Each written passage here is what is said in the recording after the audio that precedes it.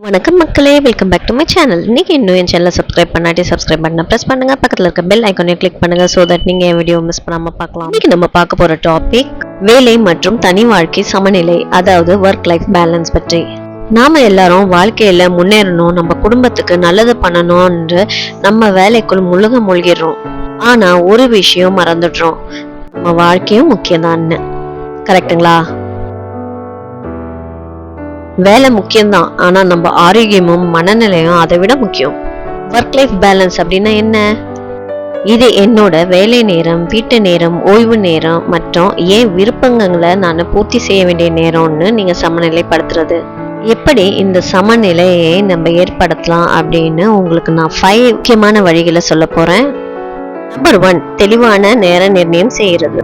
வேலைக்கு ஒரு தொடக்கம் இருக்கணும், அதே மாதிரி ஒரு முடிவு நேரமும் நம்ம வச்சுக்கணும். வேலை நேரத்துக்கு அப்புறம் அது ஸ்ட்ரிக்ட்லி பர்சனல் டைம். நம்பர் 2, பிரத்யேகமான வேலையிடம் அமைக்கணும். வீட்லயே வேலை செஞ்சாலும் ஒரு சிறிய ஸ்பேஸ ஆஃபீஸ் ஜோன்னு நம்ம வச்சுக்கணும். இது ஒர்க் அண்ட் ஹோம் மைண்ட் செட்டுக்கு இடையே கிளியர் லைனா கொடுக்கும். நம்பர் 3, இல்லைன்னு சொல்ல தெரியணும். எல்லா மீட்டிங்க்கும் எஸ்ன்னு சொல்லணும்னு அவசியம் இல்லை. உங்க விருப்பத்தை நீங்க புரிய வைக்கிற திறன் ரொம்பவே முக்கியம். நம்பர் 4, ஓய்வு நேரத்தை திட்டமிடுறது. தினமும் சிறிய ஓய்வு நேரம், 10 minutes, 15 minutes walk, meditation, tea break. அதே மாதிரி weekly family time, friends time, me time fix பண்ணணும். நம்பர் 5, உடல் மற்றும் மனநலத்தை பராமரிக்கணும்.